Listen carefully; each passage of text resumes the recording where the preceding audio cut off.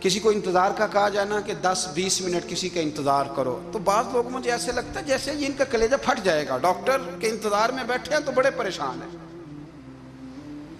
کسی کو ملنے گئے ہیں کو آدھا گھنٹہ بیٹھنا پڑ گیا تو بڑی دقت میں ہے۔ اپنے آپ کو سکون دیں۔ آپ یقین کریں بڑا مزہ آتا ہے، کبھی کسی کا انتظار کرنا پڑے تو 2-4 تسبیح درود شریف پڑھی جاتی ہے، یعنی ذوق بن جاتا ہے کہ چلو اللہ نے موقع دیا ہے، کوئی سرکار کو یاد کر لیں، تنہائی مل گئی۔ ہمارا مزاج جس سختی کا شکار ہے، وہ سختی آہستہ آہستہ ہمیں زیادہ آزمائش میں ڈال گئی۔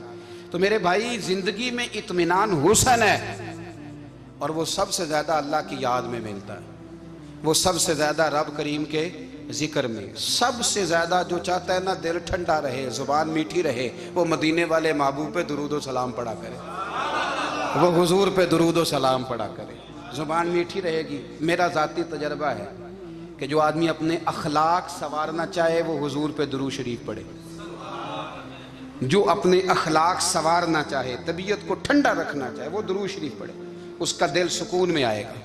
کچھ کام اور ہیں زندگی میں اطمینان کے لیے، ان کا ہونا بھی بڑا ضروری ہے۔ سب سے پہلے اگر آپ چاہتے ہیں نا زندگی میں سکون ہو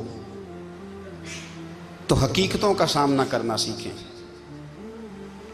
آپ جو ہیں وہ رہنا سیکھیں، جو آپ نہیں ہیں وہ بننے کی کوشش نہ کریں۔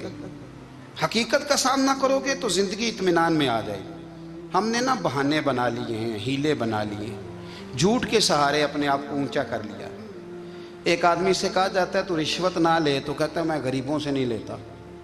تو میرا سوال یہ ہے کہ امیروں کا حساب لینے کی اللہ نے تیری ڈیوٹی لگائی ہے، تیرے ذمہ لگایا ہے کہ تو امیروں کا حساب کر، تمہیں کیا ضرورت پڑی؟ ہم نا بہانہ کرتے ہیں، رشوت لینے والے کا الگ بہانہ ہے اور سفارش والے کا الگ بہانہ ہے۔ حقیقت کا سامنا کریں، حقیقت کا۔ جو میرے ذمہ داریاں ہیں وہ میں نے پوری کرنی، جو آپ کی ذمہ داریاں ہیں وہ آپ جان نہ چھڑائیں، حقیقت پسند بنیں۔ حضرت موسیٰ کلیم اللہ علیہ السلام کے پاس اسرائیل روح نکالنے آئے تو حضرت موسیٰ نے تھپڑ مارا، آنکھ نکال دی، واپس گئے۔ اللہ انہوں نے تو جلال فرمایا ہے، کہا موسیٰ علیہ السلام سے کہیے بیل کی پشت پر ہاتھ رکھیں، جتنے بال ان کے دستے مبارک کے نیچے آئیں گے اتنے 1000 سال ان کی عمر بڑھا دی جائے گی۔ یعنی میرے کان میں کوئی بتا دے کہ جناب 60 سال بڑھ گئی، یا آپ کے کان میں کوئی کہہ دے تو خوشی ہوتی ہے کہ نہیں؟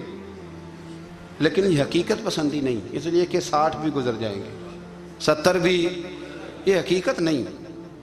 حضرت موسیٰ کلیم، چلے میں مثال دیتا ہوں، سمجھ لے 10 بال، حالانکہ بہت زیادہ آتے ہوں گے، 10 بال اگر حضرت موسیٰ کے ہاتھ کے نیچے آئے تو 10,000 سال تو عمر بڑھ گئی نا۔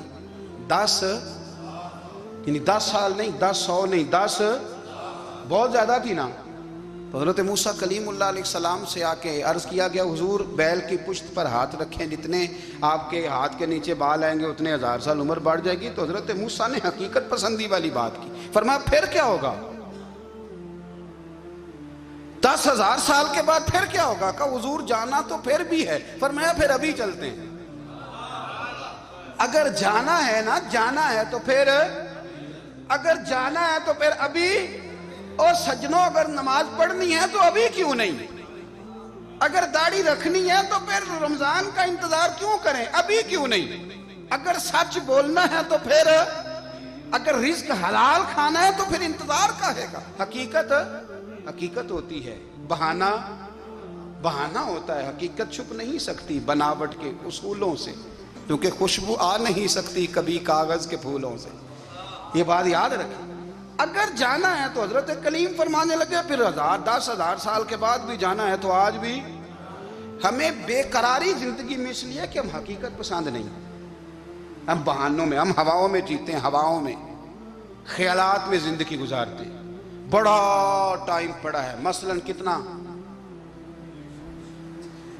کتنا میرے رسول کریم صلی اللہ تعالیٰ علیہ وآلہ وسلم نے ایک دن صحابہ سے فرمایا تمہیں حیا نہیں آتی؟